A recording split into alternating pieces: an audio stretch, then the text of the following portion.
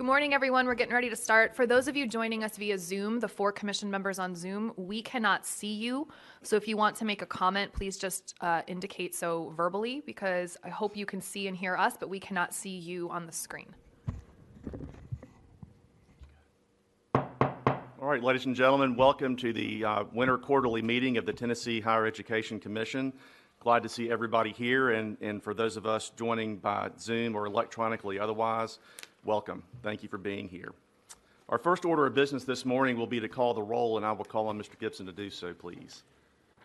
Chairman Cope. Present. Commissioner Dishner. Sorry, I am present. Commissioner Galloway. Present. Commissioner Coben. Here. Commissioner Moser. Here. Commissioner Scarlett. Here. Commissioner Stafford. Present remotely. Commissioner Wharton. Present virtual. Commissioner Winton. Here. Secretary Hargett. Here. Treasurer Lillard. Here. Commissioner Morrison. And Commissioner Mumpower. Here. Chairman, you have a quorum. Very good. Thank you very much, Mr. Secretary. Our next item of business will be approval of the minutes from our November 18th, 2021 meeting. And unless there are any changes or additions or edits, I'm happy to entertain a motion to approve the minutes. So moved. Okay, Mr. Gibson, please call the roll. Chairman Cope. Aye. Commissioner Dishner. Aye. Commissioner Galloway. Aye. Commissioner Coben. Aye. Commissioner Moser. Commissioner Scarlett. Aye. Commissioner Stafford. Aye. Commissioner Wharton.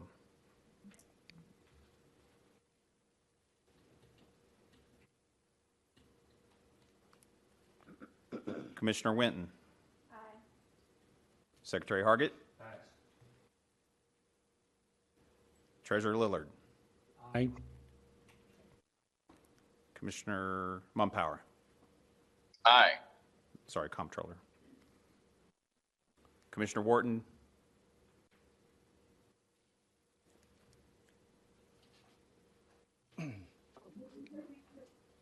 Chairman, you have 11 ayes. Very good. It's adopted. I apologize. I skipped over adoption of the agenda, which should have come before the approval of the minutes. So to make sure we are all clear, I'd like to entertain a motion, please, to adopt the agenda as presented. So moved. A motion from Secretary Hargett. Is there a second? Second. Second from Commissioner Coben. Let's see. We need a roll call, I guess, on this as well. Is that correct? Yes, unfortunately, all of sir, these? since we have electronic participation. That's right. Thanks. Okay, Mr. Secretary, please call the roll. Chairman Cope. Aye. Commissioner Dishner. Aye. Commissioner Galloway. Aye. Commissioner Coben. Aye. Commissioner Moser. Aye. Commissioner Scarlett. Aye. Commissioner Stafford. Aye. Commissioner Wharton. Commissioner Winton. Aye. Secretary Hargett. Treasurer Lillard. Aye. Comptroller Mumpower. Yes. We have 11 ayes, Chairman. Very good. The agenda is adopted. Okay, next I'll give my report, and then following that, we will hear from Dr. House in her report. Let me again welcome everyone who is joining us both in person and via Zoom. We do have an exciting agenda, what I think will be some very interesting programs, and look forward to hearing all of the presentations. We'll begin our morning with new academic programs for consideration, starting with a bachelor's in national security studies at Austin Peay, moving on to a master's in data science at Middle Tennessee State University, and finishing with a PhD in agricultural sciences at Tennessee State University. These programs promise to broaden access to important academic training in the Middle Tennessee region, and I'm glad to see these institutions continuing to strategically expand their educational offerings to meet the needs of the region and of our state. Following those agenda items, THEC's Academic Affairs Division will present updates to the off-campus locations policy. These locations expand education access to Tennesseans and ensure that all students can take the classes they need in a location that fits within their busy schedules. Again, it's about removing barriers to achieving credentials.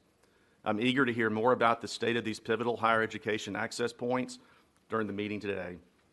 Because we have some room on the agenda today, we'll spend some time diving deeply into two very important programmatic pieces of THEC's mission.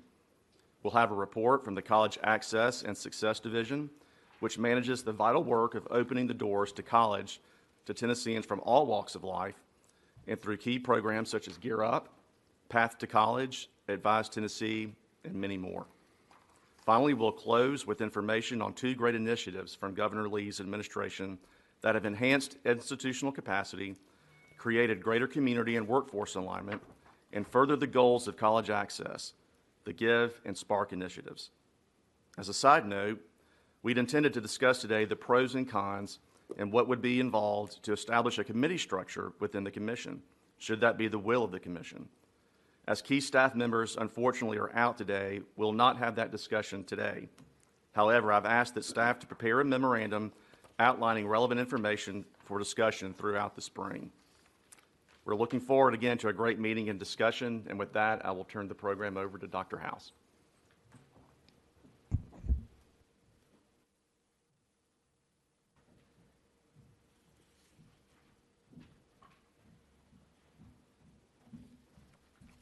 Hi, everybody. Good morning. Chairman Cope, members, happy Friday, happy belated New Year.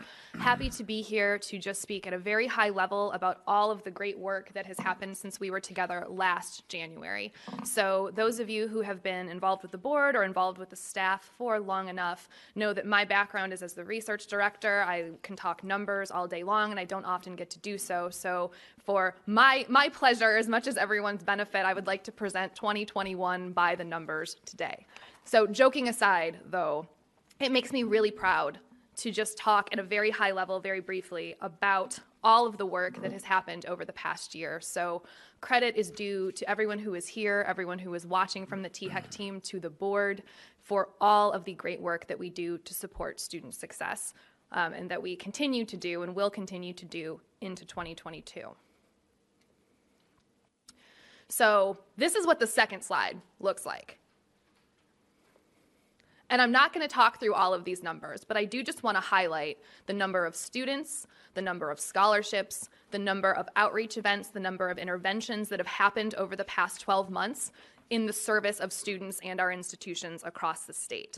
We are, as Chairman Cope just mentioned, and those of you who've looked at the agenda, we are going to dive much more deeply into the college access work and the Give and Spark work at the heel of the agenda, so I will not spend too much time talking about either of those buckets of work, but just want to highlight a number of other things that have happened. And again, I really hope everyone here here's my very genuine appreciation and my very genuine pride for all of the work that we have done. So first and foremost, wanting to highlight the take up, even in these crazy times, of our two free college initiatives in the state. So in Tennessee, talking about Tennessee Promise or talking about Tennessee Reconnect, talking about free college has almost become so ubiquitous that it's not always feeling new and exciting to us. And I think that is really the best place to be. It's still exciting, it's just not new. And Tennessee continues to be the leader in this space when we look at other states who are trying to stand up programs like this that we have had in place statewide since 2015.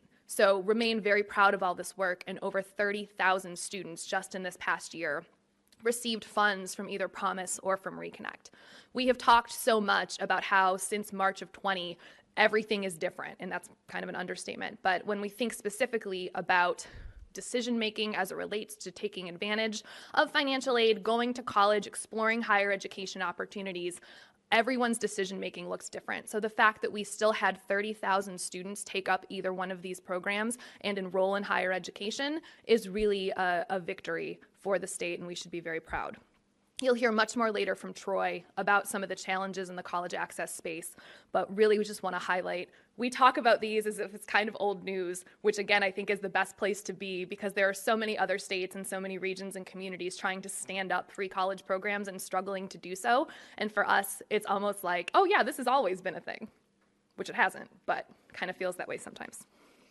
Again, I don't want to go through each of these numbers, but I think as you look across this entire graph, there's so much that happens on a day-to-day basis that our staff and our partners are really so plugged in on. So for my math teachers in the room, I'm going to start in quadrant 2. And just thank you. I got 1 laugh. I got 2 laughs out of that. And just highlight a couple programs here. So if you look in the dark blue quadrant 2, 50 campuses were trained on emergency response. And I know we heard from Paul Marshall a couple meetings ago about a lot of the work that he has been doing and really leading from the THEC side in partnership with Homeland Security, in partnership with TEMA and our campus facilities folks and campus security folks. This is a space that no one was filling up until a couple years ago. And credit to former THEC staff members, current THEC staff members, for really standing this up and filling this space for our campuses. So Paul is on the road all the time. I don't think Paul is actually on the road today, but he is not here. Training up these campuses on what to do if, God forbid, there is ever any kind of event in an emergency category on campus. We always joke, but it's really not a joke. This is something that we hope we never have to use. We hope the campuses never have to use ever, ever, ever. But Paul has really been such the tip of the spear and has trained 50 of our institutions this year. We will hear a lot more over the next few weeks as we have conversations about legislation, about budget, about various financial aid programs, but I want to speak quickly about dual enrollment and the dual enrollment grant. So you'll see that about 31,000 students took up a dual enrollment grant this year. That program has grown every year in the past decade and perhaps in the years prior to that. More and more institutions are partnering with high schools and LEAs to offer dual enrollment courses, and the take-up is just growing and growing and growing. So we had over 31,000 students taking advantage of the dual enrollment grant in order to take these courses. Much more discussion to come about that in the months to come, but really, really quite proud of the partnership between K-12, both locally and statewide, and higher ed, to make sure that students have access to early post-secondary opportunities, specifically in the dual enrollment space. To say nothing of the great work that Dr. Dishner is doing with AP Access for All and all of the other early post-secondary opportunities, but just thinking specifically about dual enrollment. Also, you'll look across the whole 4 quadrants and see a lot of mentions of Reconnect. Those who took up Reconnect funds, or who had Reconnect funds available to them, who took up Reconnect services in the form of a navigator. As we think about the work that I've mentioned a couple times in partnership with the Department of Labor, the outreach that has happened to those Tennesseans who have claimed unemployment starting in fall of 2020 has really just been profound. I know Jessica is here, Jessica Gibson, so thanks to her and to her team. And if you look at those really high numbers, those are the touch points and the opportunities for support that many students took advantage of this year, many adult learners took advantage of this year. And the only other point I want to mention to the board is just how much, and Troy will touch on this as well, how much we think about financial aid, how much we think about FAFSA, how much we think about the affordability piece of higher education. And we as a commission talk every November and every May about tuition and what that should look like to keep higher education affordable for our students. But if you think about the other side of the scale, about what financial aid needs to look like, the dollar amounts and the number of students who have had access to merit-based aid, to need-based aid, as well as the universal aid, is really just something we should all be very proud of. So I have used the word pride and the word proud a number of times, and that is very truly how I feel. I hope you all feel that way as well. And with that, I will not talk through any of these other numbers unless anyone has questions. And I just look forward so much to everything that's to come in 2022, having this opportunity to reflect on everything that was done in 2021. So with that, Mr. Chairman, I welcome any questions. Thank you very much, as always. Thank you all. Yes, ma'am.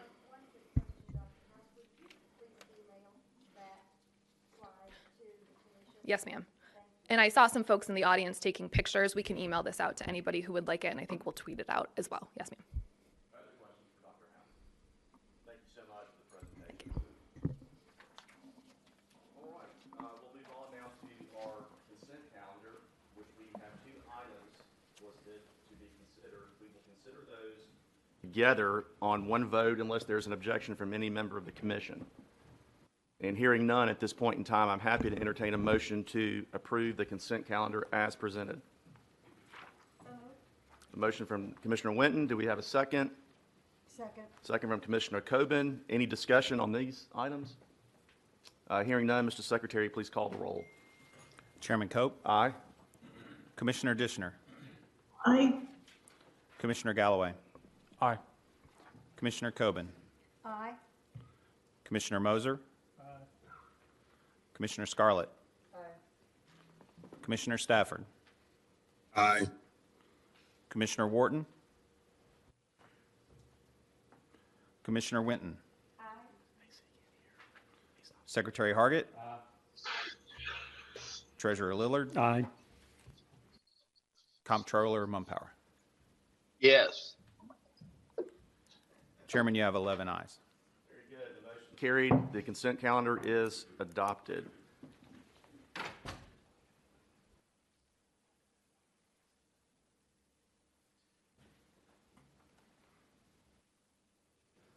Okay. Next item we will have on our regular calendar. The first item we have are new academic programs. And as I mentioned in my opening remarks, we have 3 really exciting programs to learn about this morning, one from Austin P, one from MTSU, and one from TSU. Dr. Julie Roberts is going to talk to us this morning about those programs and then introduce the various speakers who will present the programs on behalf of those institutions. Dr. Roberts. All right, thank you, Chairman Cope, and good morning, everyone. Before we get to the introductions of our speakers today, I did want to take just a minute to high-level go through the steps that these campuses have gone through in any new academic program prior to coming to commission. And so, as you can see, there's 6 essential steps in that process.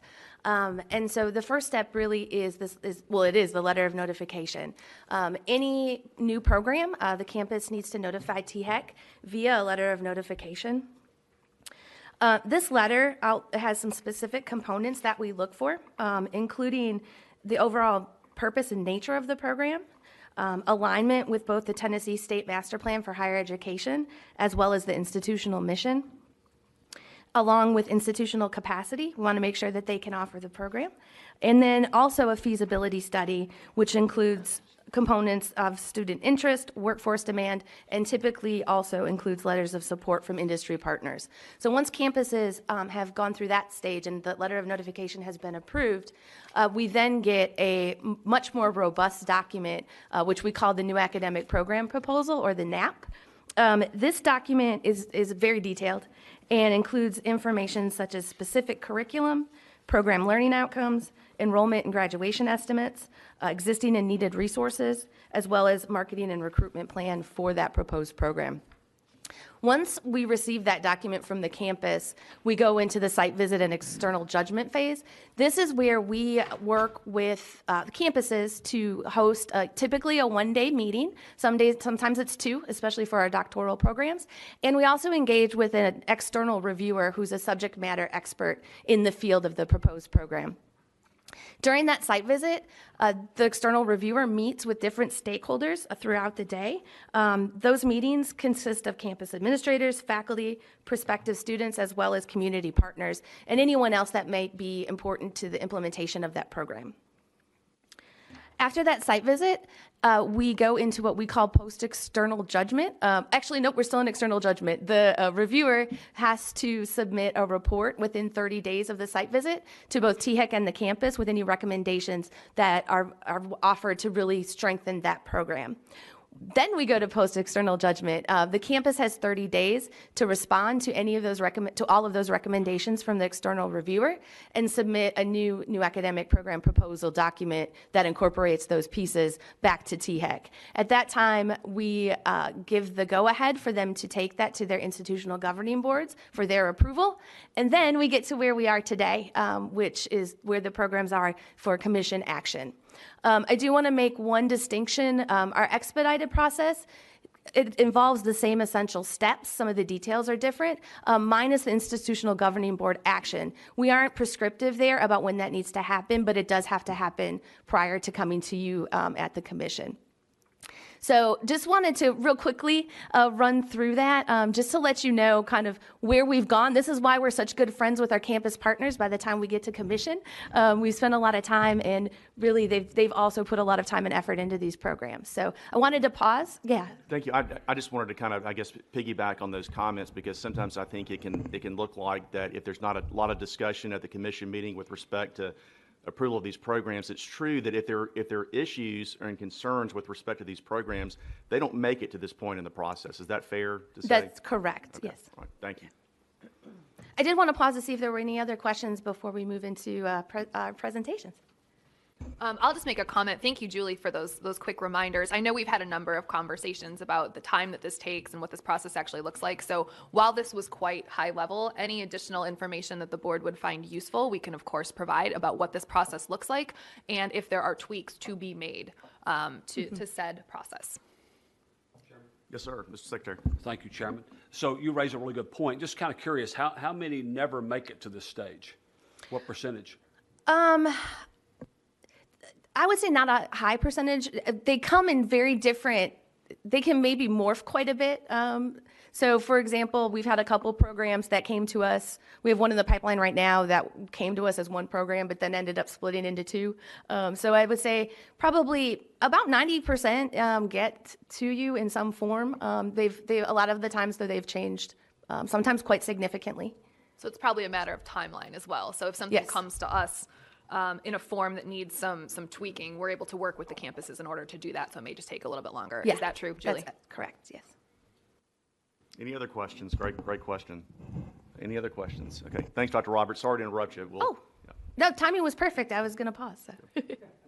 All right, with that, I'm going to try to, thank you. I do want to go ahead. I'm going to introduce all of our presenters all at once, and then I'll go ahead and let them present their program. So we're first going to hear from Dr. Maria Cronley from Austin P and talking about our National Security Studies Bachelor's of Science. See, I told you we spend a lot of time with them. Then we'll hear from Dr. Mark Burns from Middle Tennessee State University about their Master's of Science in Data Science. And then we'll hear from Dr. Chandra Reddy from Tennessee State University about their proposed PhD in Agricultural Sciences. So with that, Dr. Cronley, if you would please. Okay, I got it. All right, thank you.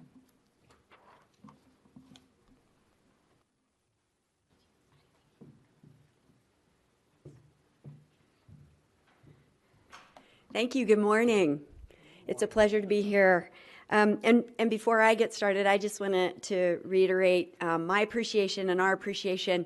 The staff members at the THEC Commission, they do a wonderful job of working with the schools, and I can assure you it is a very rigorous process. So, no doubt. So again, thank you, Chairman Cope and members of the Commission. As Julie said, my name is Maria Cronley. I'm the provost at Austin Peay State University. And behind me, sort of lending support and expertise today is Dr. Tucker Brown. He is the interim senior vice provost. He is also the former dean of the College of Behavioral and Health Sciences, which is where this program will live. It's really our pleasure to be here today, and we're excited to share information with you about the Bachelor of Science in National Security Studies. So what are the unique features of this program? This program is a 39-hour major that draws upon the academic strengths of the faculty and resources established at APSU. There are 7 classes that form the core requirement for all students. In addition, there are 2 courses that would be chosen from a group of classes specifically in Homeland Security. 2 courses will be chosen from a group of classes in International Security. And then there's an additional 6 hours of elective courses designed to support the students' unique educational goals.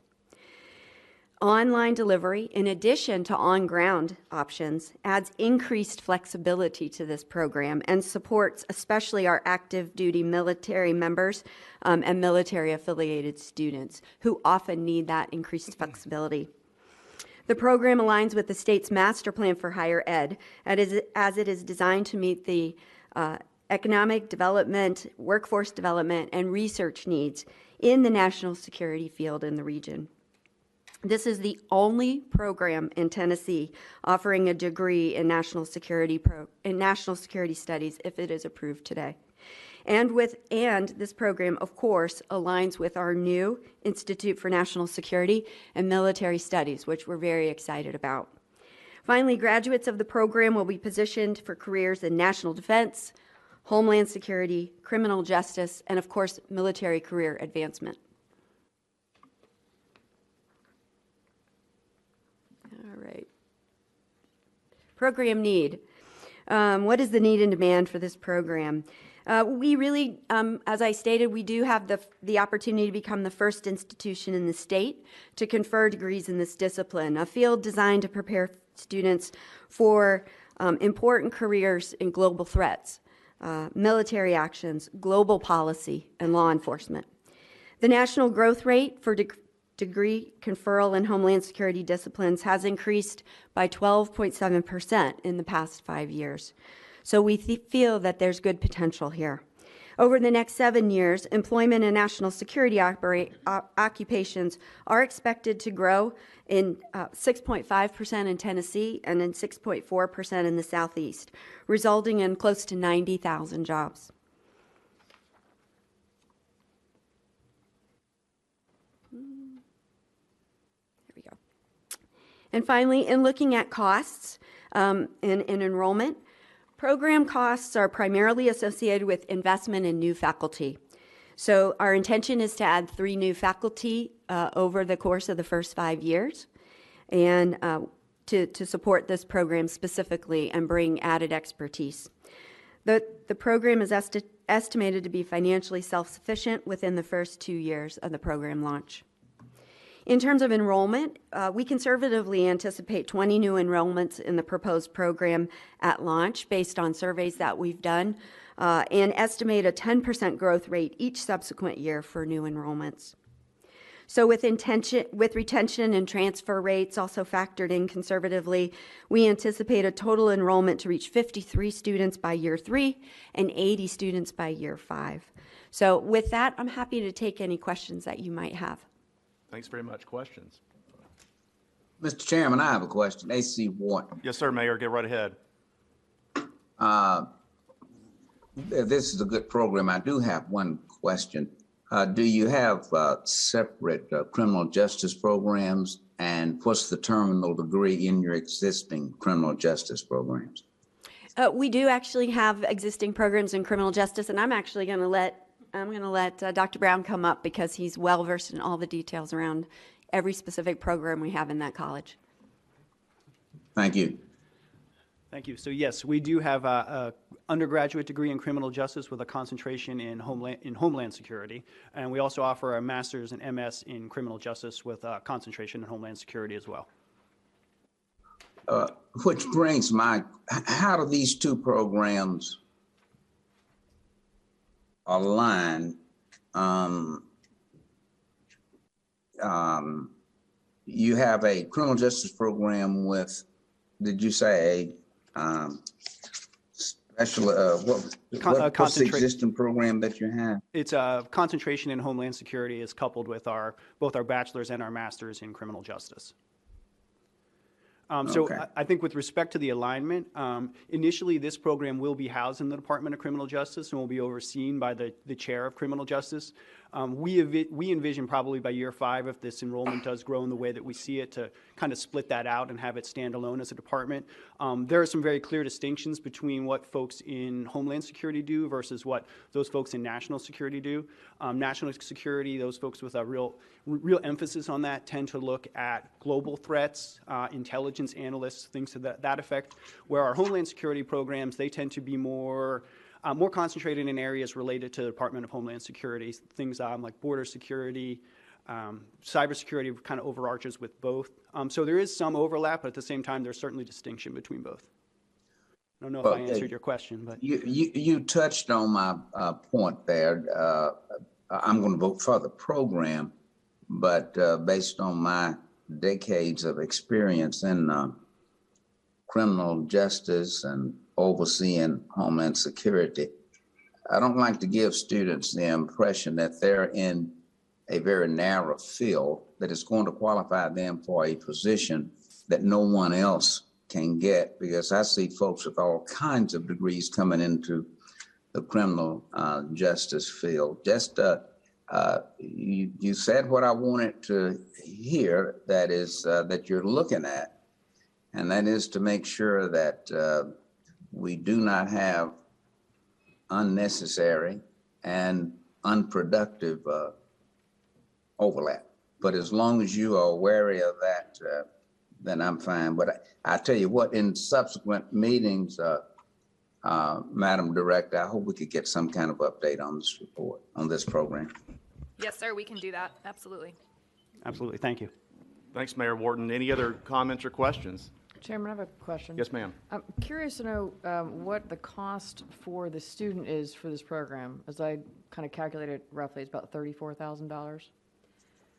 So this program aligns in terms of cost of attendance to all of our other bachelor's degrees. And in every college, there are, often or occasionally, depending on if there are usable resources in the classroom and things, some of the courses do have, across the university, may have a individual course fee here and there. So individual course cost of attendance for a student will probably vary year to year across all of our students at the university. But this degree in general doesn't exceed, in terms of straight tuition and other cost of attendance factors, what it is similarly aligned to all of our other bachelor's programs. And just curious to know, you may or may not know this, what is the cost, what percentage of your students stay on campus, and what is the cost for room and board? So I don't have those numbers at my fingertips. I can certainly get those numbers for you, and they should be, and we do make those publicly available. So we don't have, the majority of our students do not actually reside on campus, but we do have, and I don't want to give you even a ballpark number, because if I'm close to being outside that number, I don't want to misstep. But more than half of our students do not live on campus. Thank you. Mm-hmm. Thanks very much. Any other questions or comments regarding the program?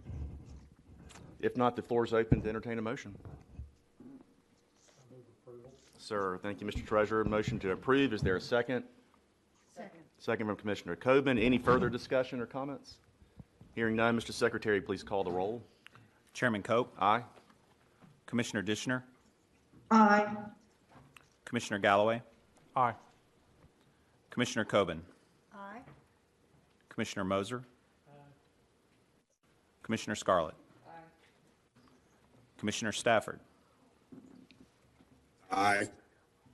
Commissioner Wharton, Aye. Commissioner Winton, Secretary Hargett, Treasurer Lillard, Aye. Comptroller Mumpower. Yes. Mr. Chairman, you have 12 ayes. Very good. The motion carries. The program is adopted. Congratulations. Next, on behalf of MTSU, the Master of Science program, we have its provost, Dr. Mark Burns. Dr. Burns. Thank you, Chairman Cope. Good morning, Dr. House, Commissioners. I'm excited to be here to talk about our MS in data science. You may remember a year or two ago you approved our bachelor's in data science, and this program for us is really the last piece, or a last piece in the puzzle of providing education in data science all the way from the bachelor's level to a PhD. So we have those other pieces in place. A bachelor's, a graduate certificate for working professionals who want to bone up on this skills in this area, and then a PhD. So the master's, we're excited about. It fits into our larger vision, and we're quite confident that there's significant demand for it. It's and I was given instructions on how to do this, Yeah, the which clicker's a apparently little sticky. I did not listen to well enough. There we go. So we'll be giving our students skills on how to do this through the Master in Data Science much more effectively than I've done. I won't read all those facts and figures, but 36 hours, primarily on-gram, but with some online options now and expanded online options in the future. Sorry. Oh, I'm actually pushing the wrong button. Okay. Here we go. We think that it clearly aligns with the state master plan and our institutional mission. I won't bore you by going over the facts and figures about the demand for IT jobs in Nashville, which is just getting bigger and bigger. So we know that students are walking into really nice jobs immediately after a bachelor's. Those jobs will get even nicer, we think, if they go out with a master's as well. So it's sort of a no-brainer from our perspective in terms of workforce development and what we're trying to do from a mission standpoint. And then there are projections, conservative in terms of enrollment and what the costs and revenue will be. So happy to answer any questions. Yes, I noticed that the proposal we received had no information on employment opportunities. Hey, Pam, can you speak into the mic? I'm sorry. Excuse me. Oh, sorry. In the proposal we received, there wasn't specific information on employment opportunities. And I grant you that there are lots of jobs available and growing numbers here in Nashville, but could you speak specifically to that? Would someone in your bachelor's degree program want to come back and do this, and is it available online? Would they gain in employment having received this master's degree? We think they would. Now, program went through the new expedited process, so some of the documentation is a little bit different. Yes. We certainly have information on campus that speaks specifically to employers. We've got letters. I think that is in your materials from employers. You know, what exactly the salary differential will be, I don't know that I can say that for sure, but the folks in the industry tell us, yes, we value a master's candidate more than a bachelor's candidate. So we think that's going to be an incentive, a higher salary and perhaps a higher level job based on that master's qualification. Thank you, Commissioner Coben. Other questions or comments with respect to this program? Dr. Burns, thanks very much. Thank you. Chairman, Yes, ma'am. maybe this is just my lack of knowledge. What was this expedited process? Because I, like Commissioner Coben, I'm missing certain information that I think would help me make a value-based judgment here, and I feel like I think that understanding the employment factor is really important if we're suggesting that students are going to go back and get their master's degree. Absolutely. Let's get Dr. Roberts to address that, hopefully. Good question. So the expedited process is specifically for programs that are identified as high need, and we do have some specific criteria about how that is established. And so one of the things in that is we have a larger document, which I'm happy to share if that would be helpful, that has a lot more detail around, for example, how they've engaged with different employers. I think that there's if I remember correctly, a council that you guys have been working with.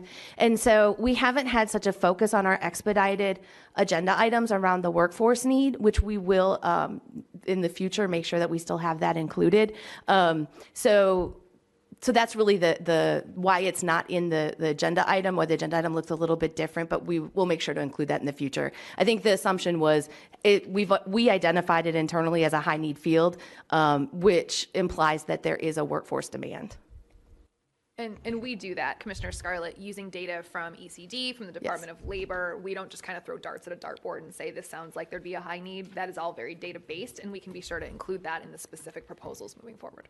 Yeah, and I guess to get a little into the weeds, we use the THEC supply and demand report, high needs field, and if it's identified in there by zip code, it automatically qualifies for our expedited process. Any other questions, Commissioner Scarlett? Okay, Commissioner Coben. And I actually have a question for Provost Burns. I noticed that there are 4 programs like this in the state of Tennessee. Most of those are right here in Middle Tennessee, 2 of them at a private institution. I just wonder, in a day where data science and IT runs everything, why are there only 4 programs? I think what my question is clearly probably every institution in Tennessee is doing something like this. What would they be calling it? What would be the distinction in your program and those? Well, data science is by definition interdisciplinary, so and you're right, I think other institutions will follow along. Right now, we have majors in computer science and information systems. Those are those are pretty standard majors across our institutions, and they're certainly related. Computer science more on the coding side, information systems more on the practical application for business side. Data science takes elements of both of those, but also adds economics and finance, mathematics, other fields to sort of fine-tune those skills into helping our graduates manipulate large sets of data, which of course is a huge thing in our.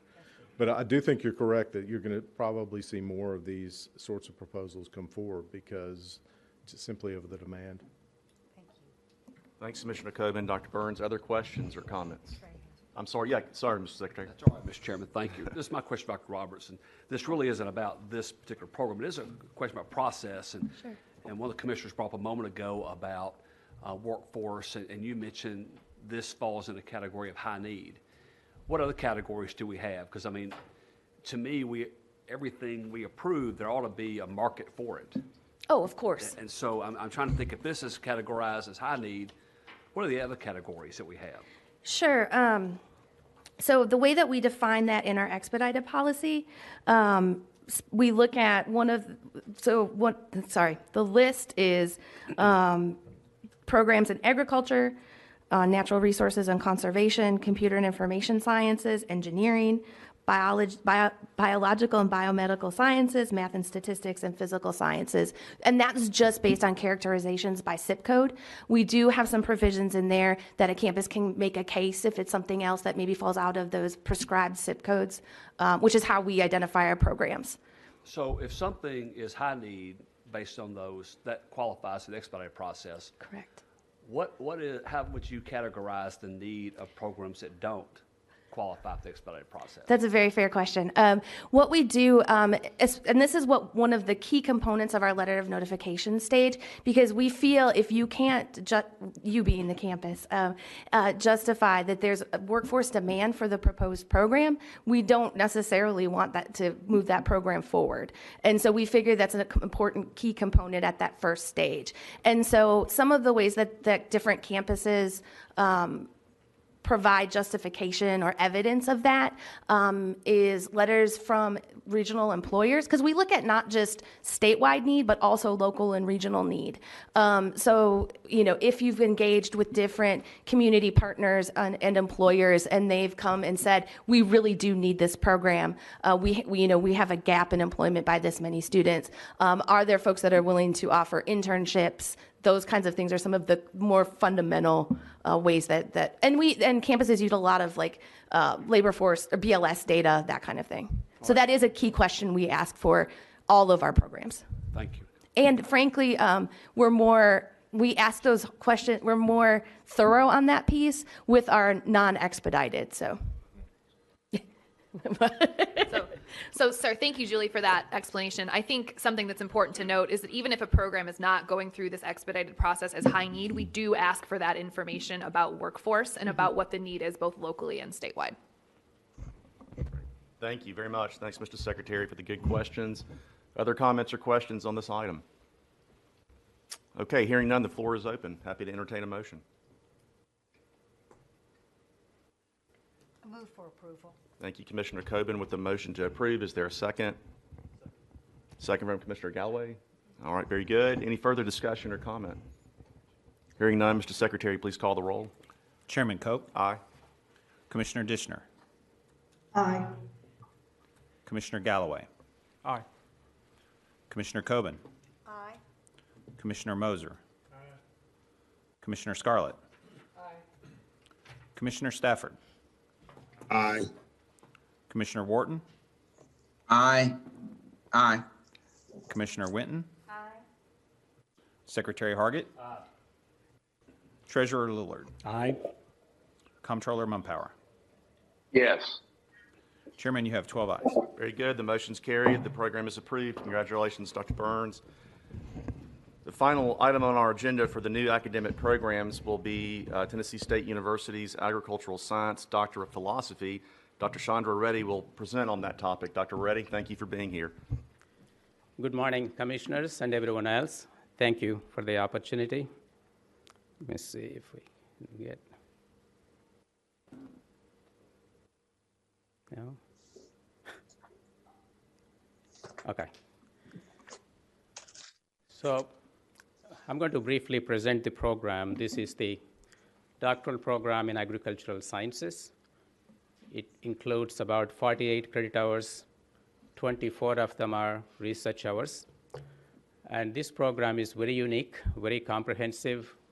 The way the program is structured, the students can specialize any of the major fields within agricultural sciences. That includes the food science, animal science, environmental science, plant science, and the agricultural education. So one of the key reasons why we are going for this program, the College of Agriculture at Tennessee State University is a major research college, and in the last decade, we have tremendously grown in terms of our research program.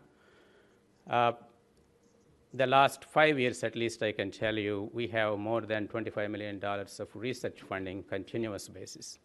And that brings in a lot of researchers on the faculty side, which definitely have the capacity to support the graduate students.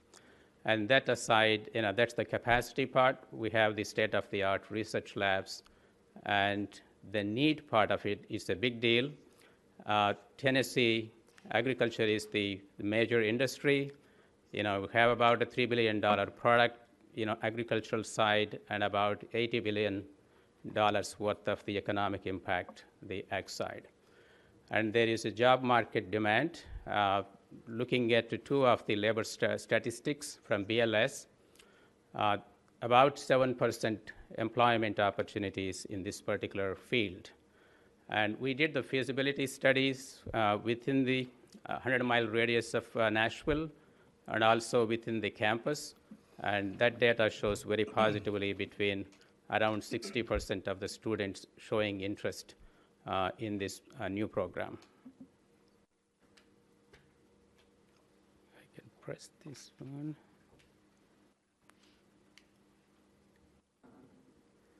Thank you. Appreciate it. So this program certainly aligns with the educational attainment in Tennessee, in the workforce development, the economic development, and also the research capacity that adds to the state and the region. And one of the things that I also want to mention in terms of the workforce, this provides particularly an opportunity for the minorities, the African American students particularly in this field. Right now, their enrollment or graduation rate is about less than 5% of the national workforce in agricultural sciences. And we certainly, the degree production will increase as, I'll show you in a minute the number of graduates we are expecting. And we are leveraging our current collaborations and relationships with the federal agencies like USDA and the other universities and the private industries within the state. If I can get to operate this one. Sorry, it went too far. Okay. There, I can't really see from here, but I can tell you there are a couple of items here that are important for all of us. Everybody is interested in its economics of this particular program. The program's real cost is the graduate student support. We plan to have at least 25 students supported with the research assistantships. That's the big cost of it. And fortunately for us, all of those 25 research assistantships would be supported by the grant funding, some from the dean's office, some from the individual faculty members. So the net, the university will actually gain the tuition fee these students pay. So you could see progressively that the university gains the revenue out of this program. And that's not every day we see the programs adding money to the university. So we're very proud of being able to tell you that this program is certainly benefits the university in terms of money. And in terms of our projections for the enrollment, the program will steadily grow for 7-year projections we're talking about. It will get to close to 27, 29 students. the enrollment, and will graduate 8 to 9 students. And these projections, we have a lot of confidence. We have been graduating about 6 students through our existing program with the biological sciences. So we're very confident we'll get to these numbers. And also, just to give you a comparative analysis, the PhD program in the same area at UT Knoxville graduates about 7 students per year. So this program will do slightly better than that program. Thank you.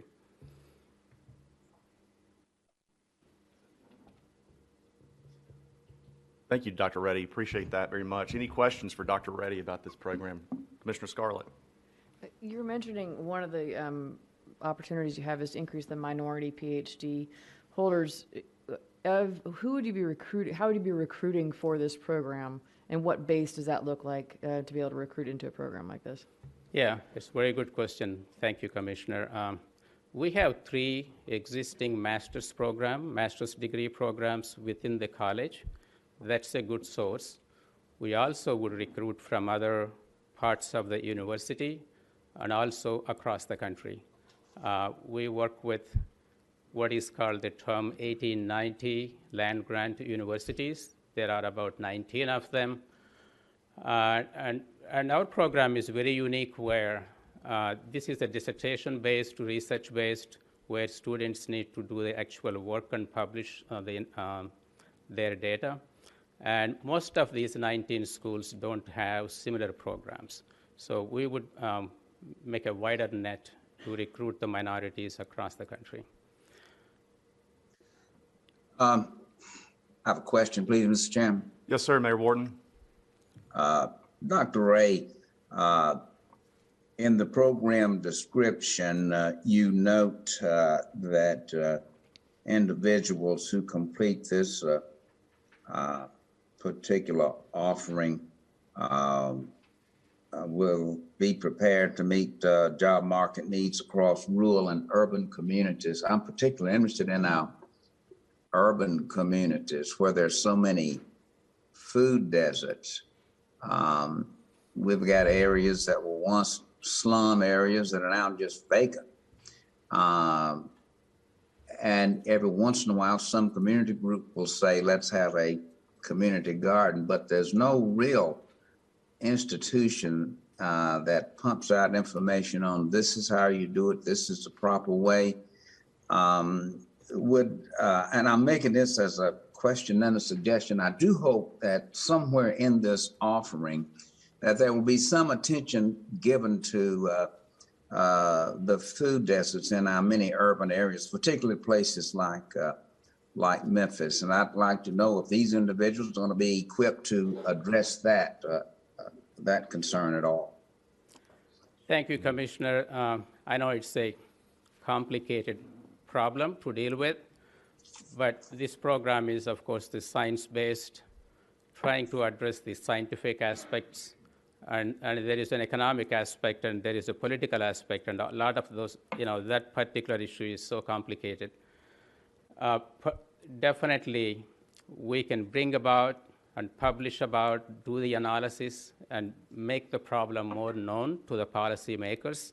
These graduates will be equipped in terms of understanding and then suggesting some solutions to solve the problems.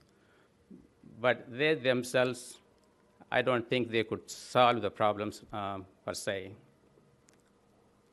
Thank you. Thanks, Mayor Wharton. Other questions or comments? All right. Thank you, Dr. Reddy, very much for the presentation, and the floor is open. Happy to entertain a motion. Motion from Commissioner Moser to approve. Is there a second? Second from Mr. Secretary Hargett. Any further commentary or discussion? Hearing none, Mr. Secretary, please call the roll. Chairman Cope. Aye. Commissioner Dishner. Aye. Commissioner Galloway. Aye. Commissioner Coben. Aye. Commissioner Moser. Commissioner Scarlett. Commissioner Stafford. Aye. Commissioner Wharton. Aye. Commissioner Winton. Secretary Hargett. Treasurer Lillard. Aye. Comptroller Mumpower. Aye. Aye. Mr. Chairman, you have 12 ayes. Very good. The motion is carried. The program is approved. Congratulations. Next item on our agenda is number 2 of the regular calendar, and this is with respect to academic policy, specifically off-campus instruction, both for community colleges and universities and for our Tennessee Colleges of Applied Technology. Dr. Jeffrey Norfleet is going to present on these topics this morning, and unless there's an objection, what I'd like to do is to allow Dr. Norfleet to present on both of these items, and then we will vote on them separately as they are presented. All right. Thanks, Thank Dr. you. Norfleet.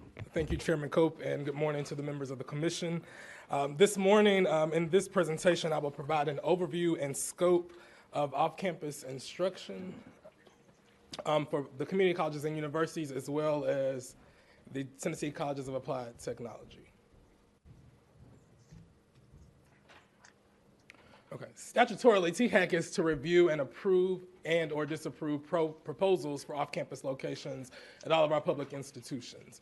And off-campus is to expand, as stated earlier, the increase for opportunity for Tennesseans in higher education. And currently we have over 1,000 sites and centers for our community colleges and universities, and approximately over 400 sites and locations for our Tennessee Colleges of Applied Technology.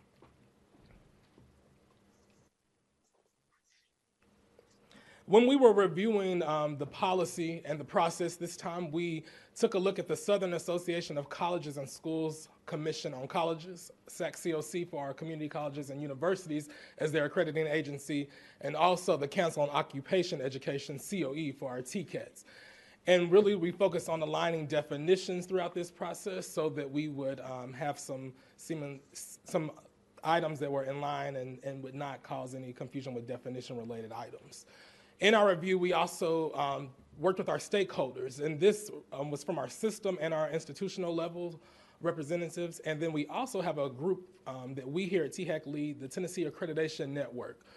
These are individuals who are liaisons that are working in their accreditation offices, and they have really been a resource for us as we look at definitions and aligning our policies, in specific this off-campus instruction policy this morning. Thank you. So just to walk through many of the changes that we are recommending, you'll notice that the policy, we tried to clarify and clean up the difference for the community colleges and universities, the sites and the centers. Those processes are different for centers versus sites, so that was one big piece that we wanted to identify. For our exclusions piece, we remove the exclusion of online course offerings and correctional facilities. The online course offerings align with the dual enrollment initiatives that are out here for the state of Tennessee, as well as the governor's initiatives around prison learning and initiatives for our correctional facilities. In our policy, we wanted to include some language for our institutions to collaborate when they want to offer or to open another resource or center at a current center that's already open. We've had that happen in our previous years, and so that's just for communication to have through our institutions. And then we're also requiring our institutions to notify us of any change 1 semester prior to making a change at the center, and that's just more procedural for us to make sure we are aware and updating our records. And then also at the request of our institutions, we've provided additional time to resolve any duplication or displacement for off-campus instruction. And then this policy will also be reviewed every 5 years. Jeffrey, if I can interrupt you just quickly, Yes. and I know the clicker's not working, but if you can go back, sorry. I would just draw everyone's attention to the second bullet, because everything Jeffrey just mentioned, Dr. Norfleet just mentioned, is very important to the rationale for why we made some tweaks to this process. But I think what I've mentioned to a few of you, if you look at the second bullet, as we think about online offerings, we think about all of this intervention around those who are incarcerated, it's really to align the THEC policy around off-campus instruction with what I keep referring to as the capital P policy conversations that are happening about how we deliver courses. So I just wanted to flag that for everybody to just kind of zoom out for a second about all of this is important, obviously, but the most kind of macro level important rationale for why we're tweaking this policy now. So Jeffrey, I'm sorry I interrupted you. I just wanted to flag that. Totally fine. Thank you for that. And then we'll move to the TCAP policy. In our TCAP policy, we really aligned the definitions with their accrediting body, which was the Council on Occupational Education. And looking at their instructional service center, the branch campus, the extension campus, and the site, just wanted to relatively match our definitions with their accrediting body for the off-campus instruction purpose. And then this policy will also be reviewed every 5 years. So I'll be glad to entertain any questions at this time. Thanks, Dr. Norfleet. Questions? Okay, very good. So we have, let's see, we'll take these one at a time. So item 2A, Secretary Hargett has moved approval for off-campus instruction for the community colleges and universities. Is the motion on the floor? Is there a second? Second from Commissioner Scarlett. Any discussion? Hearing none. Mr. Secretary, please call the roll. Chairman Cope. Aye. Commissioner Dishner. Aye. Commissioner Galloway. Aye. Commissioner Coben. Aye. Commissioner Moser. Commissioner Scarlett. Commissioner Stafford. Aye. Commissioner Wharton.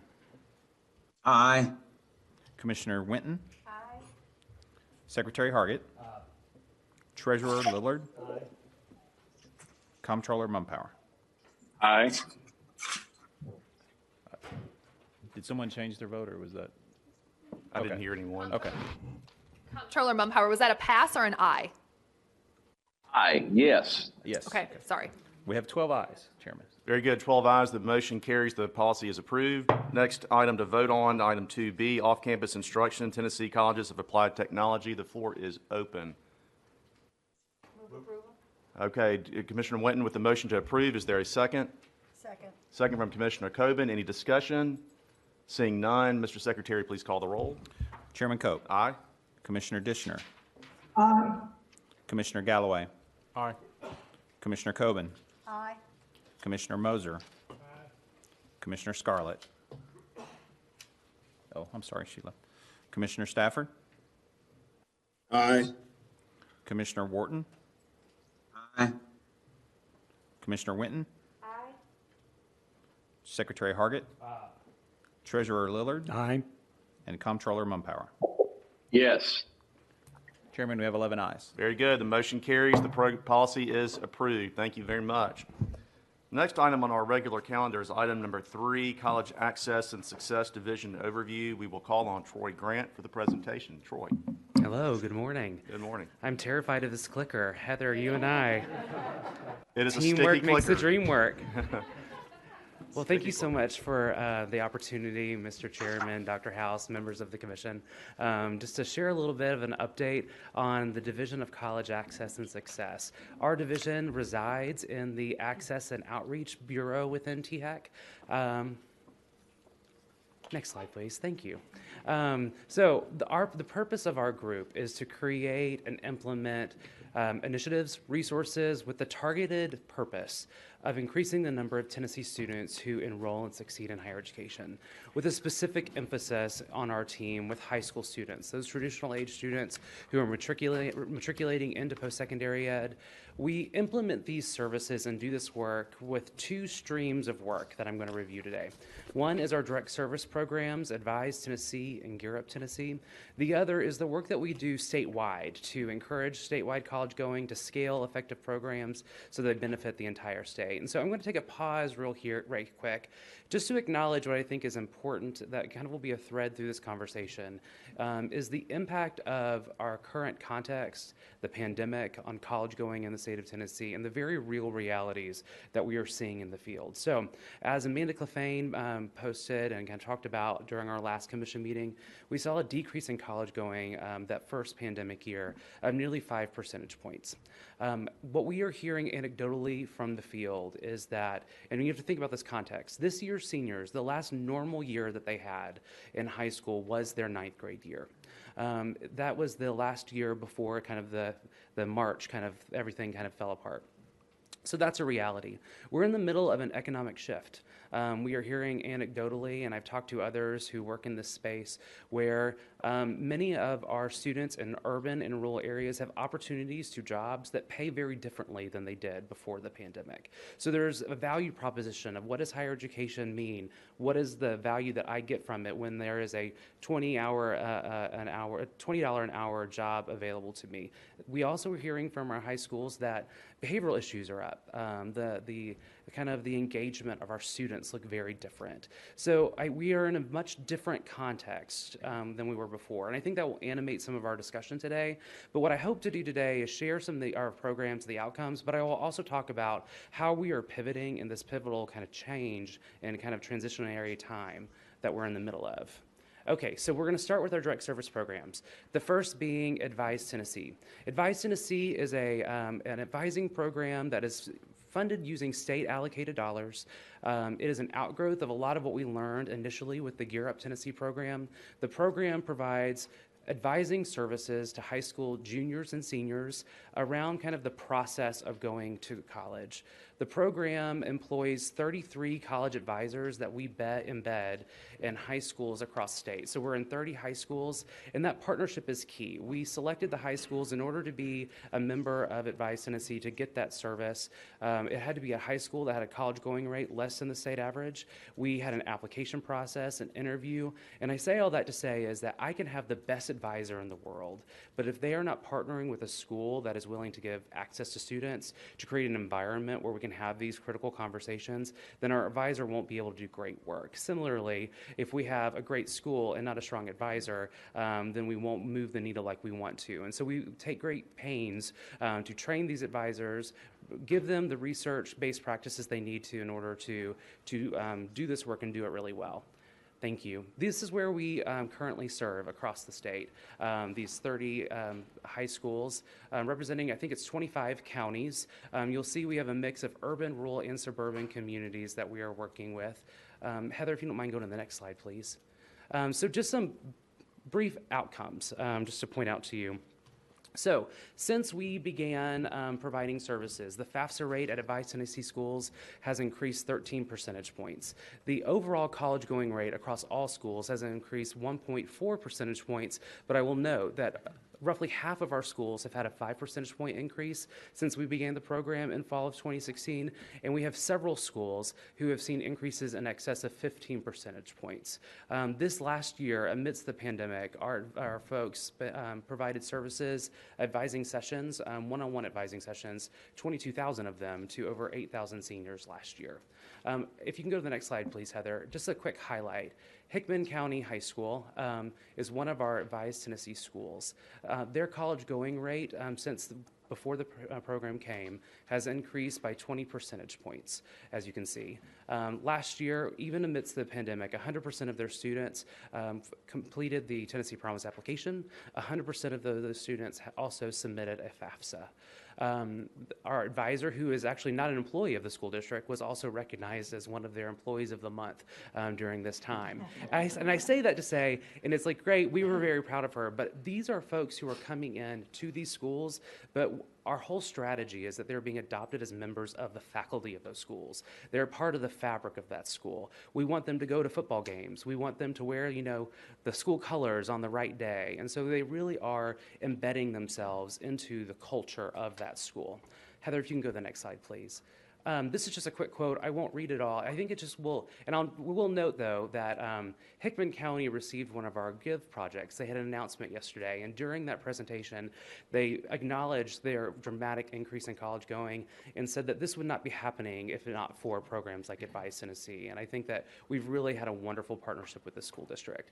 And I will note that we are looking at programs and where this has been really successful, like in Hickman County, to say, what is going on here that we can identify, scale, and look. So when we first started this program, all of these communities have different assets, different needs. The program was somewhat variable. We are taking those best practices now that we're several years in, and we're standardizing those amidst the pandemic to really catalyze the growth that we've seen in these high-performing schools. So the next slide. Europe, Tennessee. So for those of you who have been around for any length of time, you've heard us talk about Europe.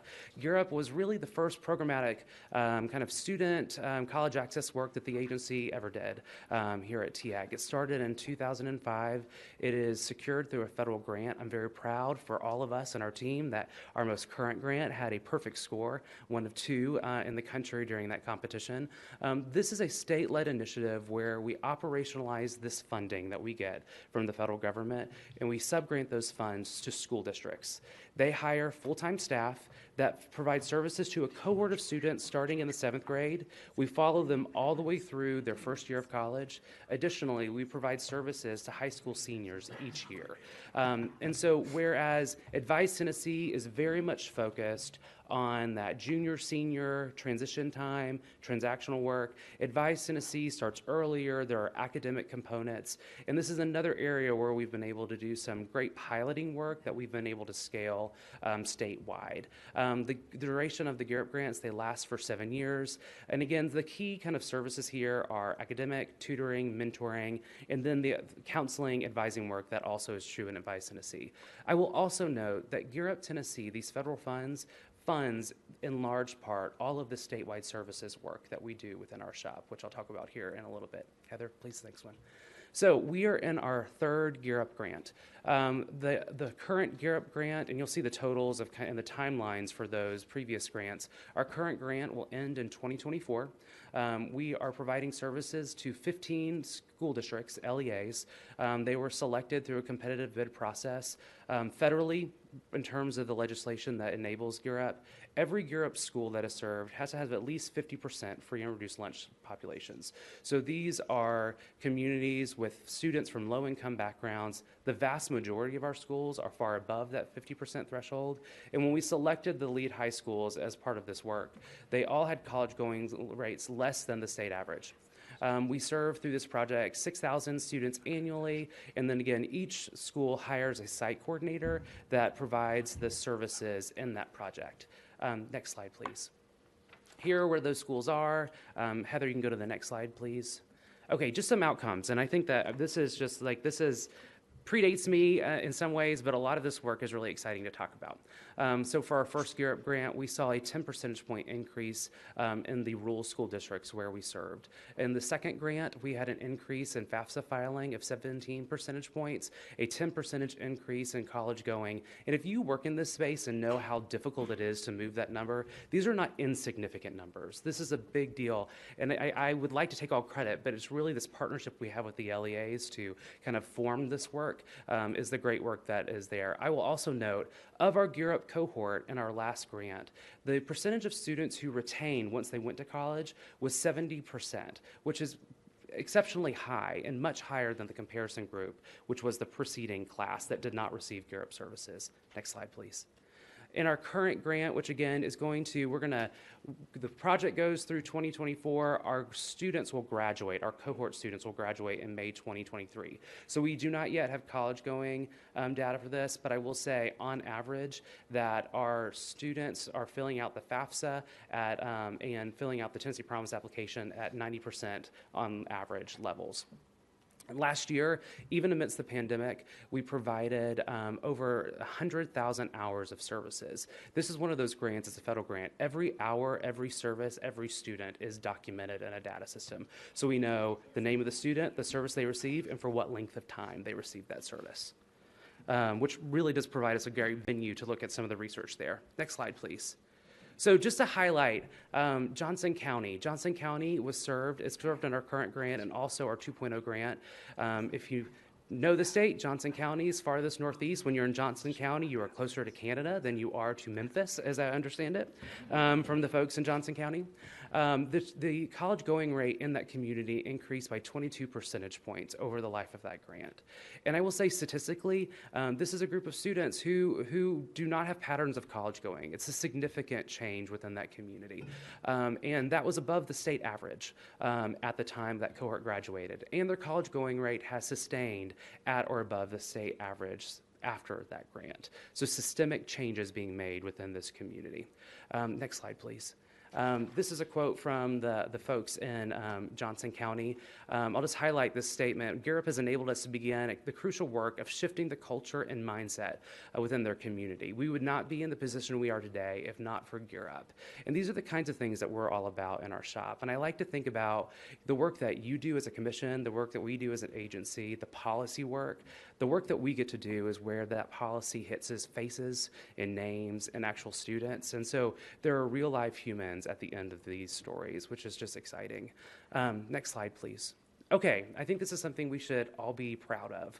Since 2005, we have provided direct service, so actual direct service, to over 130,000 students. To put that into context, you could fill up Nissan Stadium twice with the number of students who have been served by Advise Tennessee and Gear Up. And as a commission, I think that's something that we can all celebrate. So moving to statewide services. Next slide, please. Troy, if you don't mind, I know. No, please. Commissioner Stafford, I know, is online, and he has a question. This might be a good time for him to ask if he is able to, and if not, we can. Chairman Mr. Cope, Stafford, thank can you hear me? Appreciate that. Yes, can you hear me? Yes, sir. You go right ahead. Terrific. Thank you so much. And I enjoyed the presentation. I think there's great work that's being done through these programs.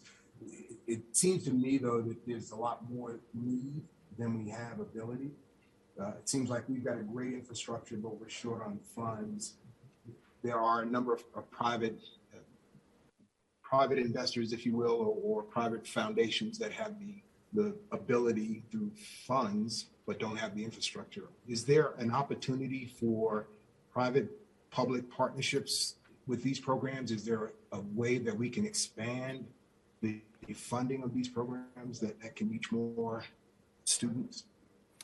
Yes. So if I understand your question correctly, absolutely. And so I will answer that in a couple of different threads. One is that we most certainly have received private funds as an agency to do this work in the past and to expand it. But as we kind of shift to also talk about statewide services work, that one of the beautiful things of leveraging, particularly the Gear Up funds, is that we have the opportunity to leverage these federal funds in a innovation lab type way where we can identify effective practice and partner with other organizations to scale that practice. So we partner deeply with organizations like Tennessee Achieves and the AIRS Foundation, and with Dr. Dishner's group at the Niswonger Foundation. We do professional development for school counselors to identify those effective practices that we have employed through our direct service work and identify ways that we can scale that so that the benefit doesn't reside just within commission level work. Does that answer your question? That's very helpful. Thank you. Yeah, of course. Chairman, may I ask a question? Absolutely, Commissioner Excellent. Scarlett. Thank you so much. This is certainly an area that I spend a lot of time looking at. You mentioned Tennessee Achieves and the AIRS Foundation work. I think it'd be nice for us to see next time, sometime soon actually, is to look at all these programs crossed over across all the schools across the state. Sure. Because if you compare the maps, the two maps you showed earlier, there's a lot of Tennessee that's not being covered and a lot of duplication, rightfully so, in more urban areas where there's a lot more density of schools. And having studied all of these programs, I think the best model we have in Tennessee is the AIRS program. What is being done to share those practices and really integrate them into the other programs so that we have a more universal approach? So that's one question. My second question has to do with persistence rates. If I remember correctly, you said Gear Up persistence rates were 70%. Is that correct? What is it for Advise Tennessee? I don't know that we've done that research yet. That was part of a formal Gear Up evaluation at the end of the last grant, but that's something that we are looking to continue to do and to look at that information. So I don't know that I have that number. I think it would be valuable for the commission maybe to put together a list of what metrics we would like to see across all of these programs so that we're comparing apples to apples across all the programs, because right now it seems like we're getting the information that you have available to you, and I think there's just more information that certainly I would like to see Another thing too that I'd like to see parsed out is low-income students and first-generation students, and see what sort of value is happening across all of these programs to encourage the persistence. I know everyone likes to talk about FAFSA. FAFSA is nice and it helps gather access to financial aid. To me, that is not an outcome metric. To me, it's whether the students are actually persisting through or to and through college, regardless of whether it's a TCAT or a 2-year or 4-year school. I think all of that would be valuable information. So I really encourage the commission before maybe the next time we get together, whenever it's appropriate, for us to determine what sort of metrics we would like to see across all of these programs. And the ones that currently are kind of under your guise, but also at a broader level across the state, and see where do we have gaps and where are there opportunities across all of these programs. No, that's a great suggestion, Commissioner Scarlett, and we can absolutely reach out to the board to solicit that information more formally. And I think there's a great opportunity. I think what you said in terms of apples to apples to kind of really understand the true picture of what that looks like through one data set, I think is really key. The other piece, the first question you asked about how we're looking to align and scale effective practice. And so I'll give you a real tangible example of what that looks like. Our shop, along with others at THEC, convene a weekly call of everyone associated with the Tennessee Promise to monitor where we are in Tennessee Promise application and FAFSA filing. And to your point, I agree. The FAFSA is a means to an end, right? It unlocks a door. It isn't the destination in and of itself. And so in doing so, we can look at statewide data across all programs, identify where there are gaps, identify where we need to deploy additional resources, say, hey, school counselor, principal, how can we come and help? You're lagging behind state averages. And we leverage data to do that and also make sure that schools know where they stand along these metrics. And we do that by, like, what are folks doing? What is being effective in what context? And then how can we scale that to other schools? So it's a really tangible example that we are trying to kind of build a patchwork of alignment, but also that we're all rowing in the same direction as well. So we've touched on several of these items with statewide practice, but one of the things that we try to do in our direct service program is to identify pilot interventions, evaluate and refine those interventions, and then scale them statewide. Examples of that would include our Tennessee College application and exploration month now, used to be week. That was a Gear Up initiative that we then scaled across the state. Tennessee Signing Day, our FAFSA frenzy work, for instance, was something that started in our direct service programs and that we scaled statewide. We created Next Guides, what are senior guides that are available to any high school that would like to use them, that walk students through step by step their entire senior year. And we've also then moved those down. We created one for the junior year and the sophomore year. This year we'll be doing one for the freshman year. Those are available. Those were created through Advise Tennessee and Gear Up. Also the FAFSA working group that I just mentioned and identifying those practices. And then collegefortn.org resources that we create. Next slide, please. So just really briefly, just want to highlight 3 initiatives. Collegefortn.org, we relaunched it in fall 2021. It is a website where we have profiles for 77 Tennessee colleges, 926 career profiles using ONET data that links back to what are the degree programs I need to pursue in order to pursue a degree in that field. We have all of our information about FAFSA filing. Historically, we also had another website as an agency where all the Tennessee financial aid information lived. Hope Scholarship, Tennessee Promise. We have now merged that into this one destination. We are also providing resources to students, schools rather, and then also parents. We have a clearinghouse of resources. So again, as we develop something with Advise Tennessee or Gear Up that we think would be effective and could be scaled, we're creating a clearinghouse of those resources that then anyone in the state could also utilize in their practice in this space. We also, this I feel like the unsung hero in some of our work. It's not as fun to talk about maybe, but we also provide an electronic transcript exchange that all Tennessee students have access to and all colleges and high schools have access to. It's through the National Student Clearinghouse.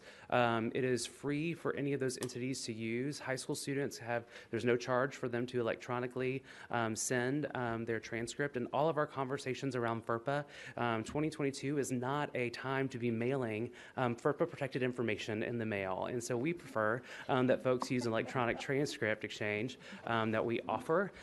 We have 172 participating high schools. There is no requirement for them to do that, but they have seen the value added of using the system.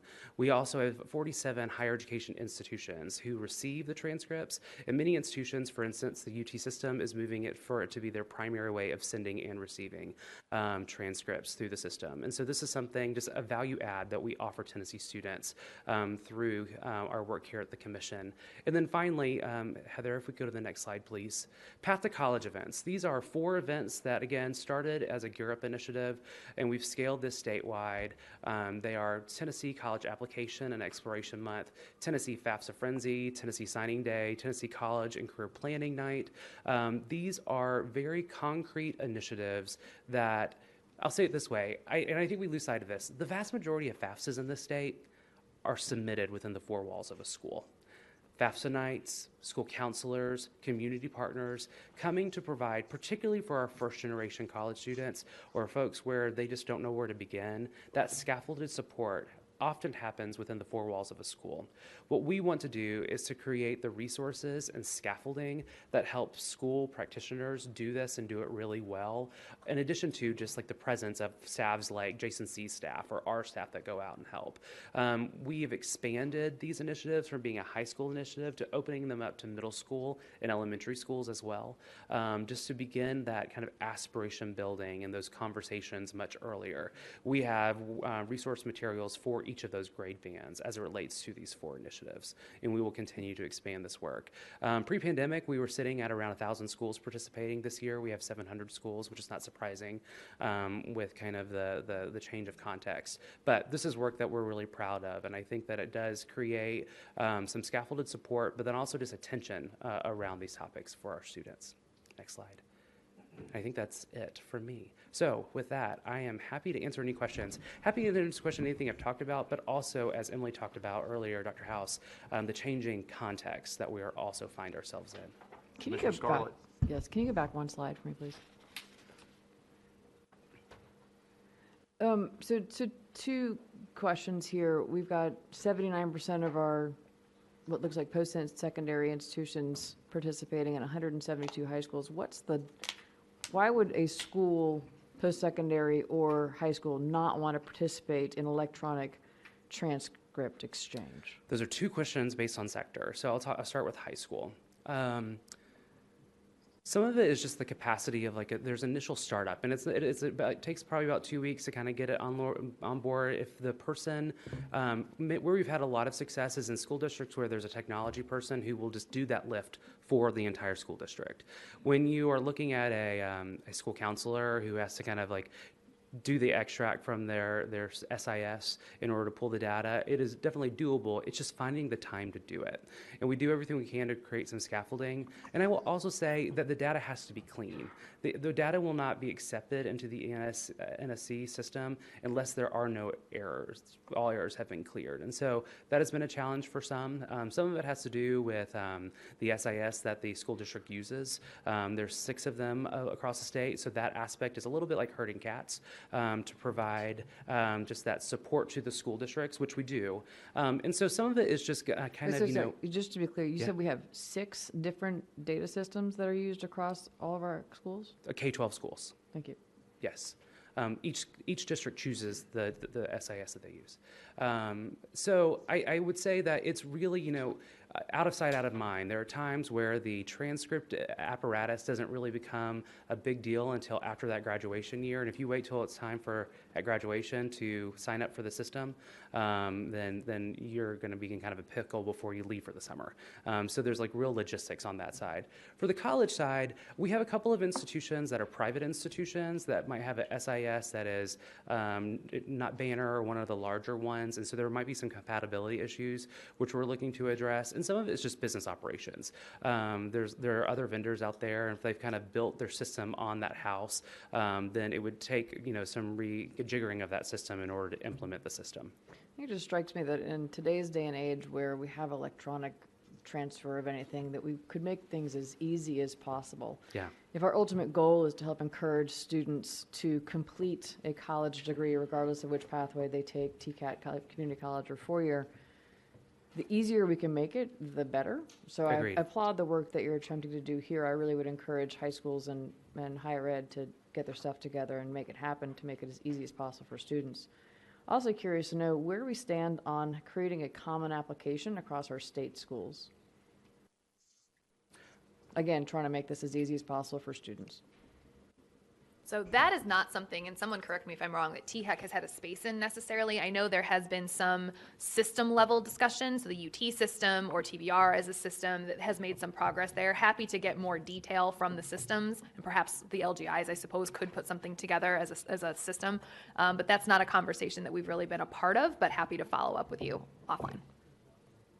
But everything you said I would echo in terms of when we're talking about our first generation students with, nowhere else in life do you have a bursar except for higher education, right? And so there's a new vernacular, there's a new way of operating. And so everything that we can do to remove barriers for those students in particular is a value add in our book. We would agree. Great questions. Other questions? Commissioner Coben. I just have one comment. I think we ought to take just a moment, Dr. Grant, and thank you for the outstanding work you've done in Gear Up. I know you were named the Gear Up Director of the whole nation, like #1 in the country a year or two ago. And then I think our Gear Up program has received a national accolade of some sort, if I'm not mistaken. So I mentioned earlier, yes, Commissioner Coben is correct. So credit to Troy, credit to the team. This is another example of the way in which Tennessee has been such a leader in this space, and so much of that has to do with Troy's leadership as well as the great work of the team. I see a lot of people nodding in the audience. But yes, a lot of national recognition for this work and for Troy himself. So we are lucky to have Troy and the staff here. And thank you, Commissioner Coben, for flagging that. Thank you. Thank you. And you can call me Dr. Grant anytime. I haven't done that one yet, but I'll take it. You are to me. Honorary doctorate here. There we go. THEC. That's right. Okay. Any other questions for Troy? Comments? Okay, great. Thanks so much, Troy. Really appreciate that. All right. I think it's our last information item. Last item is the governor's investment in vocational education, the GIVE, and then supporting post-secondary access in rural counties, the SPARK update. And let's see, we're going to have Dr. Brandon Hudson speak on that. Thanks, Brandon. Good morning, everyone. Chairman Cope, members of the commission, Executive Director House. Thank you so much for the opportunity to talk about the governor's investment in vocational education, otherwise known as GIVE, and the Supporting Post-Secondary Access in Rural Counties Initiative, also known as SPARK. My name is Brandon Hudson, and I'll be talking about GIVE today, and with me is Mitch Curry, who's going to be coming up in a few minutes to talk about SPARK. The GIVE initiative was developed in 2019 and is a two-pronged approach that utilizes regional partnerships to expand Tennesseans' access to career and technical education, also known as CTE. I'll probably say CTE a lot during this, and to ensure that the credentials offered by our educational institutions meet the needs of our local employers. The two prongs of this initiative are the expansion of financial aid for CTE students in the form of dual enrollment grants in high-need programs that are administered by THEC, and also the GIVE community grants, which I'll be focusing on today. Since its inception in 2019, Governor Lee and the General Assembly have funded two $25 million investments in career and technical education through these community grants. The grants are awarded through a competitive process that incentivizes potential grantees to involve local stakeholders from Tennessee's most economically distressed and at-risk counties. Grants of up to $1 million are made available to local collaboratives that consist of the following mandatory partners: a TCAT or a community college, a local workforce or economic development agency, at least two local employers facing a demonstrable labor shortage, and a local K-12 CTE director. These local collaboratives are vital to the success of these projects as they ensure that the right people are brought to the table, and also that the local needs are met and there is local buy-in from stakeholders.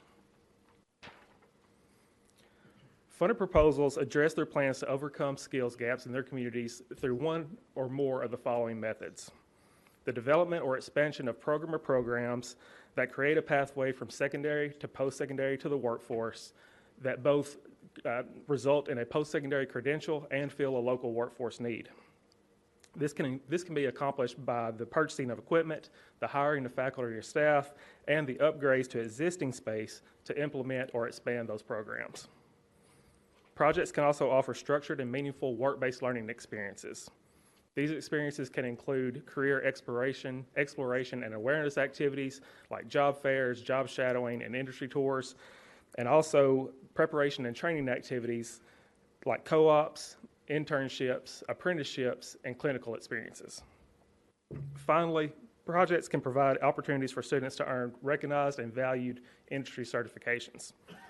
These certifications may result in a post-secondary credit, but they also hold value to business and industry as they show that students have mastered a particular skill. The Give 1.0 contracts began in December of 2019 after the completion of the RFP and the scoring processes. In total, 28 projects at 25 different institutions were funded, totaling $25.7 million. The map on the screen shows the 61 counties that are impacted with Give 1.0 funds, including all 15 of the then distressed counties and 67% of the then at-risk counties. On the map, the counties shaded in red represent the distressed counties. Those in light blue are the at-risk counties. Dark gray represent the transitional and above counties. And the blank spots on the map represent the counties in Tennessee that were not directly impacted by Give 1.0 funding. Now, all 61 of these counties may not have directly received funding, but students of these counties are being directly impacted through these funds. As of the summer 2021 term, Give 1.0 funds have been used to provide almost 7,500 work-based learning exposures, approximately 2,500 earned industry certifications, and around 80 teacher externships. The contracts were originally slated to end in June of 2022, but Governor Lee and the General Assembly have provided an additional $1.5 million to extend the contracts to December of 2022 to help offset the negative impacts of COVID-19. So, Dr. Hudson, I'm sorry to interrupt you, but to Commissioner Scarlett's question earlier, I think if we overlaid this map as well as the map that Mitch is going to present about over the college access maps, we would again see a lot of overlap and perhaps some pockets needing intervention. The other thing I would like to mention, if you look at those numbers to the right of that slide, this was while we were all managing the pandemic and what that meant for higher ed and what that meant for K-12. So much credit to all of the partners that Dr. Hudson mentioned a moment ago to really just launch this initiative and have that type of take up when things were just so unknown in K-12 and higher ed in general. So I just wanted to flag that. Thank you, Dr. House. Now we'd like to quickly spotlight a couple of different Give projects.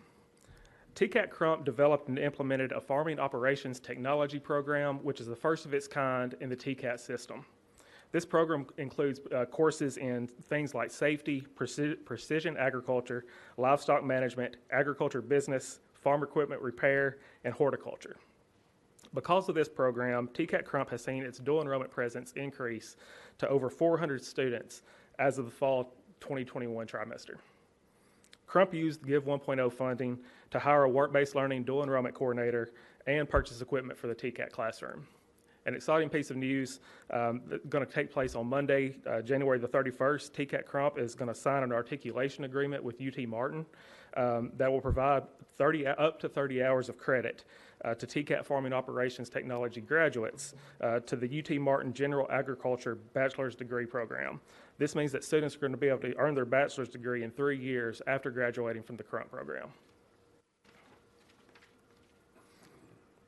Another project we'd like to spotlight is from TCAT Morristown. Morristown's project includes the opportunity for students to expanded opportunities for students to enroll in advanced manufacturing programs. These students are going to be from 8 different school systems in 7 different counties in Upper East Tennessee. One component of the TCAT Morristown project was to host a manufacturing boot camp for non-traditional students. 8 female students attended a week-long program that exposed them to careers in manufacturing areas like engineering, design, electricity, machining, and welding. This program included industry tours, guest speakers, and concluded with a hands-on project that incorporated all 4 of the previously mentioned areas of focus. We just spotlighted 2 programs, but it just goes to show that the GIVE projects and the GIVE initiative enhances opportunities for students across the state that they may not have otherwise have without the GIVE program. As I stated previously, a second round of GIVE was funded by Governor Lee and the General Assembly in 2021. The GIVE 2.0 recipients were announced in November of 21 and contracts began in December. This time, $24.9 million was spread across 27 projects at 21 different institutions. 69 counties are going to be impacted through GIVE 2.0, with all 9 distressed counties and 83% this time of at-risk counties. These contracts will end in June of 2024. Because these projects just started, we don't have any data to share at this time, but we'll be happy to do so in the future. Thank you again for the opportunity to talk about GIVE. I'm going to turn it over to Mitch now to discuss the Spark initiative. Thanks, Dr. Hudson, very much.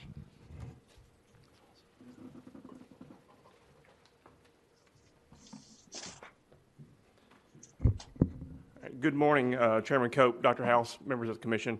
My name is Mitch Curry, and I'm going to discuss with you the Supporting Post-Secondary Access in Rural Counties initiative just briefly this morning. And so this initiative is similar to GIVE. However, it focuses specifically on expanding CTE opportunities in our distressed and at-risk counties. So SPARK is a targeted initiative that aims to reduce the number of distressed counties within the state by engaging local constituencies and education stakeholders to address 3 identified obstacles. Those obstacles are infrastructure need, geographic access to higher education, and unmet need for additional CTE dual enrollment opportunities. To date, we've had 3 rounds of funding that have assisted CTE departments in overcoming these obstacles and trying to prepare students for the workforce. Unlike GIVE, SPARK is a non-competitive process that awards funds directly to local CTE districts. Those districts can then use these funds to do a few different things. And this list is not all-inclusive by any means. So they can purchase CTE equipment that can help students pursue industry credentialing or post-secondary credit. They can use these funds to purchase a dual enrollment course in partnership with a TCAT to establish a dual enrollment opportunity or an adult learner opportunity within the high school. And then they can also use it to cover the cost of work-based learning experiences, entry certification exams, and teacher professional development. So like GIVE, SPARK also relies on collaboration. However, collaboration is not a part of receiving the grant. So as I mentioned, Heather, please. As I mentioned, we're on the 3rd round of GIVE. But before I kind of get to that one and go over it, I want to give you just a brief history on where we've been and highlight a few of the accomplishments we've seen so far. So SPARK began in 2018 with SPARK 1.0. This was an initial investment of $1.4 million, and at that time there were 19 distressed counties across the state that received $75,000 in funding each. In 2019, with the implementation of SPARK 2.0, the total investment grew to $2 million, and eligibility expanded to include at-risk counties in this also. So in this round, the distressed counties got another $75,000, and the 24 at-risk counties got $36,000. So the map on your screen there is kind of showing similar to what Brandon showed up there earlier. The light blue are the at-risk counties for SPARK 2.0, and the red are the distressed counties. You'll see another map at the end. Same thing applies for that one. Heather, if you will, please. So all those numbers may sound impressive, but they really don't matter if we're not getting anything done, right? So I want to show you a few different things of how we are getting some accomplishments, and we're seeing some successes through SPARK. So Clay County has tackled the lack of infrastructure head-on by updating older shop space and purchasing equipment to establish a computer lab. Because of SPARK, students are able to enroll in Cybersecurity 1 and Cybersecurity 2, as well as earn dual enrollment credit in information technology through TCAT Livingston. So to date, we've had roughly 40 students participate in at least one of those classes, and by the end of the semester, we'll have 20 or more students who have completed both of those classes. So now let's look at an example of how SPARK is enabling rural counties to overcome geographic barriers. So in Morgan County, they are able to leverage SPARK by purchasing equipment that has enabled them to upgrade their welding program and begin offering an off-hour adult program. So because geographic access is an issue for all residents of Morgan County, the K-12 system has allowed this program to be housed on their campus, and it's open to both adult and high school students. There are currently 6 adults enrolled in the program, and many more have expressed interest. SPARK has also enabled Morgan County to offer 3 new CTE programs in the area of carpentry, ag production, and light vehicle maintenance and repair. And the students you see there on the right, those are actually the carpentry students from this semester. So then we move on to the 3rd obstacle I mentioned at the beginning, which is lack of CTE dual enrollment. With SPARK funds, Hancock County has established CTE dual enrollment in a county where it was non-existent prior to SPARK. By partnering with TCAT Morristown, Hancock County was able to purchase equipment and establish a dual enrollment welding program. To date, 57 students have participated in that program, and many of those will complete the program in May. All right, so to continue the momentum established from the first two rounds of Spark, Governor Lee and the General Assembly provided another $11.5 million for a third round. This round of funding directly impacts the 9 distressed counties and the 30 at-risk counties by providing them each with $223,000 and $124,000 respectively. Contracts for this round began in November and run through December of 2023. So it's obviously too early for us to have any real impacts or outcomes from these yet, but we are sure that it will continue to improve these counties. And then as I wrap up, I'd like to just recognize the value Give and Spark bring to workforce development in Tennessee. So these are both two separate programs, but both are focused on expanding CTE opportunities, and they intentionally complement each other. So when discussing the value of Give and Spark, Dr. Dan Shoemaker, with Morgan County CTE Director, said, "The synergistic approach of Spark and Give has allowed us to have a greater impact on the future workforce of Morgan County." I think Dan's statement highlights the real value in Give and Spark. So these aren't just regular grant programs. What they actually are is powerful workforce economic drivers that are preparing today's students for tomorrow's workforce. So with that, that concludes my presentation. Pending any questions. Commissioner Coben? I do have a question. In 2019, when you were discussing Spark, I think you mentioned that we had 19 distressed counties, and the later charts were indicating that we have only 9. Did we just sort of redefine the difference between distressed and at risk, or what? Did we improve that much in 10 counties? Yes, ma'am. So with 1.0, we had 19 distressed counties. 2.0, we dropped down to 15 distressed counties, and now currently 9. So that's statewide. There's a lot of initiatives going on that are specifically geared toward reducing the number of those counties. And so that's, I think, what we're seeing here, some of the success that's actually happened. So we're not redefining anything. It's all actually based off the ARC, Appalachian Regional Council's definition of how, whether or not a county is economically distressed, at risk, transitional, so forth. So yeah, it's just, we've dropped those numbers. That's great. Yeah, it's a good success. Sorry, yeah, Chairman. You're good. It's a very positive story that has much to do with programs like this. But I was just going to mention, as Mitch did, that it's an external metric. THEC is not defining. It's an external entity that defines. I apologize. No. And those are great points, because the question I had, it would be a good time, I know for me, to get a refresher on the distinction between an at-risk versus distressed. And Mitch, I don't know if you know, or anyone else is welcome to speak on it. That's the one thing I prepared best for, is I copied this from the ARC. Good, yeah. And we did not prearrange that at all. So No. I just knew that was going to be the question I would get. So this is not Mitch Curry's words, but so ARC defines it based off kind of 3 criteria. What they look at is unemployment rate, per capita market income, and poverty rate. And so then they kind of categorize them. I won't go through each one, but just to give you an idea. So distressed county is going to be the lowest 10% of those. An at-risk county is going to be the lowest 10 to 25%, and then it kind of keeps jumping up from there. The highest one being attainment. Got it. Thank you. Questions, Commissioner Scarlett? Yes, thank you. So I applaud the Give and the Spark programs. I think they're phenomenal programs. Happy to see that they've been continued through 2024 for Give 2.0 and 23 for Spark 3.0.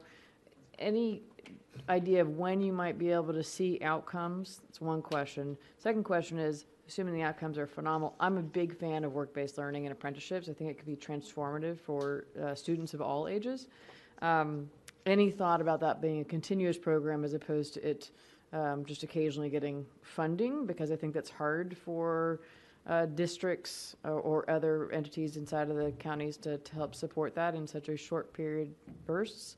So that's my second question. The Spark program specifically, that's a multi-generational program based on the example you were just sharing there. And I think that holds a lot of power, especially in these distressed counties, assuming we're able to connect that information with the Department of Economic Development and be able to help support recruiting businesses as well. So just kind of variety of questions I'm throwing out there. But all right, let me try this. I'm going to let Brandon kind of hit on some of the outcomes from Give. For Spark, I'll be honest, our data collection method in round 2.0 wasn't as consistent as what we liked. So we've changed some stuff for 3.0. So once we kind of get further in that, be happy to share you any kind of data we get from there. We do have some kind of enrollment numbers and stuff, but the way they report it was not consistent to make it useful. and that's on us. Do you want to hit on the outcomes for you? So we work really very closely with our data and research team to help us collect that data. That is not Mitch's and mine specialty by any stretch of the imagination. So we have to rely on them a lot to help us with the enrollment numbers and things like that. We have metrics that we use for the work-based learning and the industry certification and things like that.